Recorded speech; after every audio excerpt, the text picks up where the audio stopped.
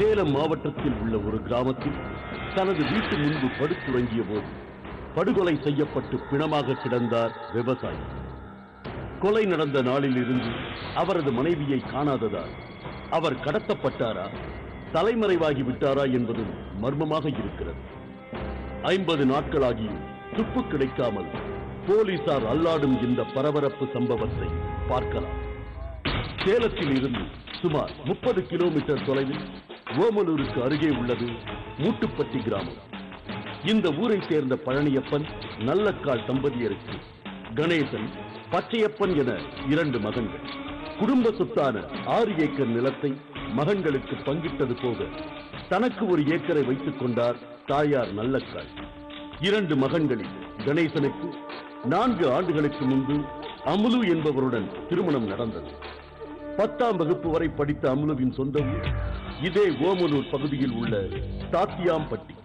16 வயதில் 10ஆம் வகுப்பை முடித்த உடனேயே தன் மகள் அமுலுவுக்கு திருமணம் செய்துவிட்டார் தந்தை வெங்கடாச்சலம். கணேசனுக்கு வாழ்க்கைப்பட்டு குடும்பம் நடத்திய அமுலு 2 ஆண்டுகளில் சுசீந்திரன் என்ற ஆண் குழந்தைக்கு தாயார்.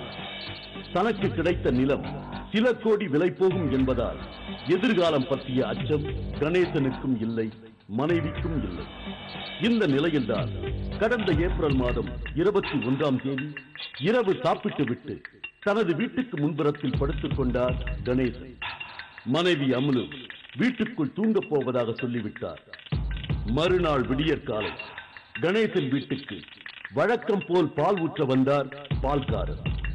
அப்போது அவர் கண்ட காட்சி அதிர்ச்சியில் உறைய வைத்து விட்டது.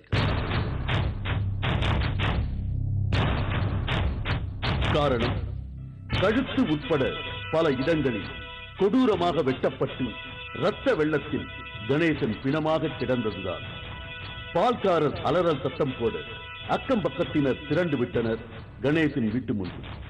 விடிஞ்சுதான் எங்களுக்கு 22ஆம் தேதி விடிஞ்சுதான் எங்களுக்கு தகவல் இருந்துச்சு. இப்படி மாமா வெட்டி போட்டு பொண்ணை கிடத்திட்டு போயிட்டாங்க, பொண்ணு இல்லை எங்கேயும் சுற்றி பார்த்துட்டோம் அப்படின்னு சொன்னாங்க. சம்பவம் நடந்த அன்றைக்கி நாங்கள் 5 மணிக்கு கரெக்டாக ஷார்ப்பாக 5-5:30க்கெலாம் நாங்கள் அங்கே கிளம்பிட்டோம். அங்கே போய் பார்க்கல, இது மாதிரி இருந்துச்சு, பிள்ளை காணோம். அப்புறம் அங்கே மருமகனோட அம்மாவை கூப்பிட்டு, ஐயோ அக்கா எங்கள் பிள்ளை எங்கக்கா எங்கள் பிள்ளை இன்னும் கேட்டு தலையால் அடித்து கத்திக்கிட்டு நான் கேட்டேன். தெரியல கண்ணு, நான் அங்கே இருந்தேன். யாக்கா நீ இங்கே இருந்தால் இந்த மாதிரி ஆகுமாண்ணேன். நான் அதுக்காக நான் எங்கள் மாவ வீட்டுக்கு போவாதியா இருக்க முடியும், இன்னொரு மாவ வீட்டுக்கு போவாதியா அதுக்காக இருக்க முடியும் அப்படின்னு சொல்லிக்கிட்டு அழுதா. தகவல் தெரிவிக்கப்பட்டதும் உயர் அதிகாரிகளுடன் ஓமலூர் போலீசார் விரைந்து வந்தனர் கொலை நடந்த மூட்டுப்பட்டி கிராமத்திற்கு. கழுத்தில் 4-5 இடங்களில் பலமாக வெட்டப்பட்ட நிலையில் குப்புற கவிழ்ந்தபடி இருந்தது கணேசனின் பிணம். சம்பவ இடத்தை பார்வையிட்ட போலீஸ் அதிகாரிகள் அங்கேயே தொடங்கினார்கள் தங்களது அதிரடி விசாரணை.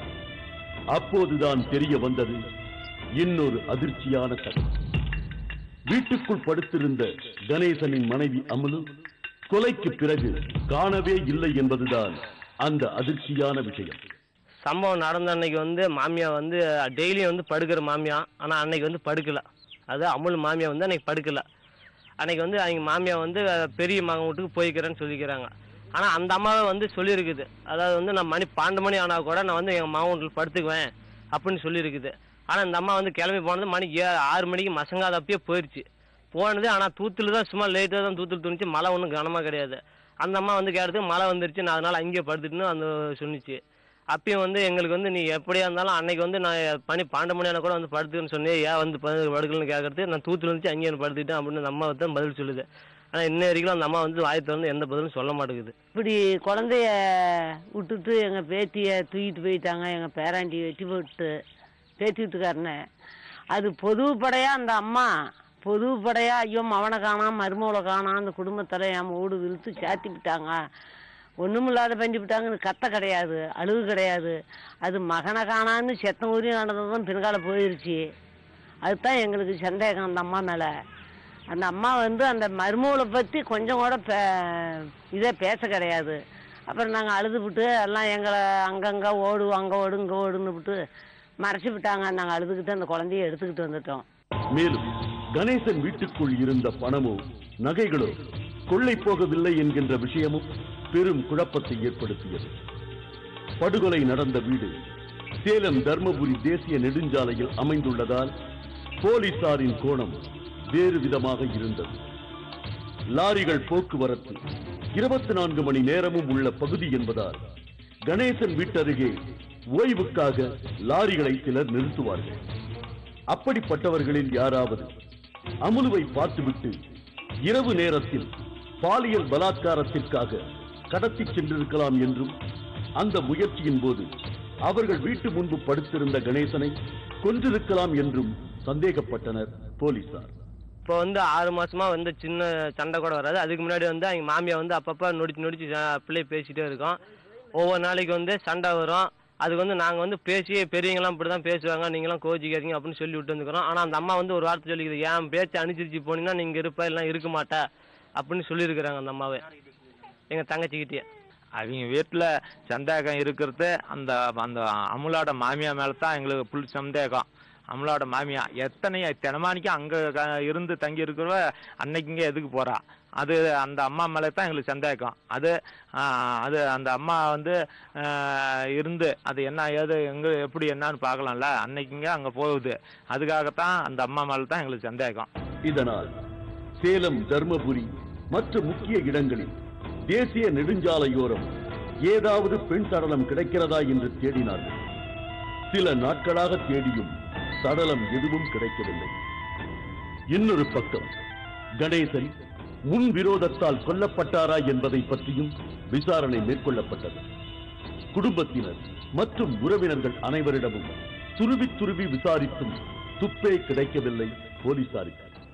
அந்த போடன உடனே எங்க சனம் எல்லாத்தையும் அங்கே இங்கேயும் அலைஞ்சு அவங்களும் சேர்ந்து எல்லாம் தொலைக்கிட்டு இது பண்ணாங்க பாரு. அதாவது சரி, அப்புறம் என்னாச்சு ஏதாச்சும் அந்த பொண்ணு இருக்குதே பார்க்கலாம், இது ஒரு கொஞ்ச நேரம் இருந்து பார்க்கலாம், பொண்ணை தேடலாம் பிடிக்கலாம்னு அந்த வேலையே கிடையாது. அது என்னாச்சு, இந்த பையன் என்னாச்சு, இந்த பொண்ணு என்னாச்சு அப்படிங்கிறதுக்காக ஒண்ணுமே அது தகவல் இல்லாத சம்முன்னு அப்படியே அவங்க பாட்டுக்க இருக்கிறாங்க. நைட்லாம் அழுகுறோம் அம்மா அம்மான்னு. அது அம்மான்னு எங்க போய் நம்ம தேடுறது, நான் தான் வச்சுட்டு நான் தான் அம்மா அப்படின்னு சொல்லி நான் வச்சுட்டு இருக்கிறேன். 2 பிள்ளைங்களும் இது ஒரு பிள்ளைன்னு 3ஆவது வச்சு வளர்த்திட்டு இருக்கிறோம்.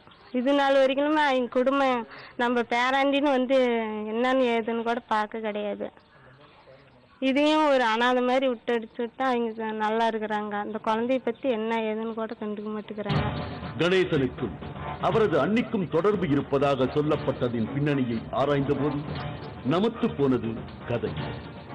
அமுலுவுக்கு கள்ள தொடர்பு இருந்து கள்ளக்காதலன் உதவியுடன் கணவன் கணேசனை கொன்றுவிட்டு தலைமறைவாகி விட்டாரா என்ற கோணத்திலும் சென்றது விசாரணை. இதற்காக அமுலுவுடன் பள்ளியில் படித்து நெருங்கி பழகிய ஆண்கள் பற்றியும் தீவிரமாக நடந்தது விசாரணை. ஆனால் அனைவருக்குமே அமுலுவை தங்கமான பெண் என்றுதான் சொன்னார்கள் திட்டவட்டமாக. அப்படியானால் மூட்டுப்பட்டி கணேசன் கொல்லப்பட்டது எதற்காக, யாரா? காணாமல் போன அமுலு உயிரோடு இருக்கிறாரா இல்லையா? 50 நாட்களாகி விடை கிடைக்கவில்லை இந்த விவகாரம்.